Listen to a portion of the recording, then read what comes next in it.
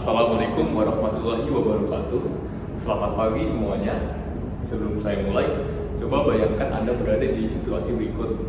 Anda baru saja membeli sebuah software yang dijanjikan untuk mempermudah pekerjaan Anda. Anda pun mulai membaca instruksi yang diberikan oleh software tersebut.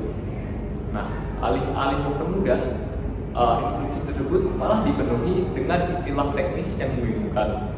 Anda pun menjadi bingung. Lalu Anda merasa seperti tenggelam atau terjebak di tengah lautan instruksi yang kompleks. Nah, inilah yang terjadi kepada perusahaan Sagatech, salah satu perusahaan pelopor di bidang otomasi kantor yang produk unggulannya gagal diterima oleh masyarakat atau pasar karena instruksi yang mereka berikan terlalu kompleks dan sulit untuk dipahami. Nah, sebelumnya, perkenalkan, nama saya Tito Denindra Sobirin Kodok Sunarno, perwakilan dari kelompok 3 untuk presentasi komunikasi profesional. Langsung saja ke latar belakang. Sagatech adalah sebuah perusahaan yang sukses dalam pengembangan software di bidang basis data dan akuntansi. Dengan reputasinya yang solid, mereka pun mencoba untuk memasuki pasar pengolahan kata dengan harapannya produk mereka bisa menyimbangi kompetitor. Nah, setelah masa pengembangan, lalu pada saat perilisan, mereka malah dihadapi dengan masalah yang besar. Karena apa?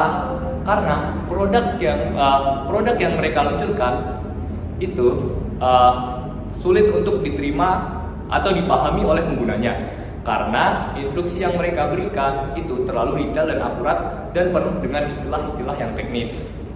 Nah, hasilnya apa? Hasilnya pelanggan yang kecewa pun memberikan ulasan-ulasan negatif di forum-forum bisnis yang mengakibatkan penurunan drastis pada produk Sagatech. Lalu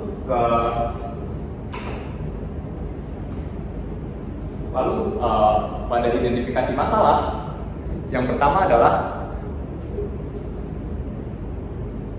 instruksi yang diberikan oleh Sagatech itu terlalu kompleks yang membuat penggunanya menjadi kesulitan untuk memulai. Walaupun detail dan akurat, instruksi yang dipenuhi dengan istilah teknis itu bisa menghambat pengguna untuk memulai dan mulai memanfaatkan produk. Lalu penyebab masalah utama yang akan kita dalami yaitu yang pertama adalah penggunaan istilah yang terlalu teknis tanpa memperhitungkan tingkat pemahaman pengguna.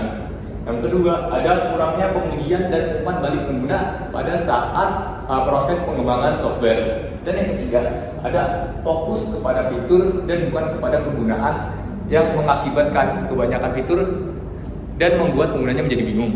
Nah, dampak apa saja sih dari kerusakan tersebut? Yang pertama adalah pastinya adalah penurunan penjualan dari Sagatech.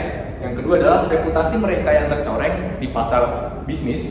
Dan yang ketiga adalah mereka mengeluarkan biaya tambahan untuk biaya refund dan maintenance dan lain-lain.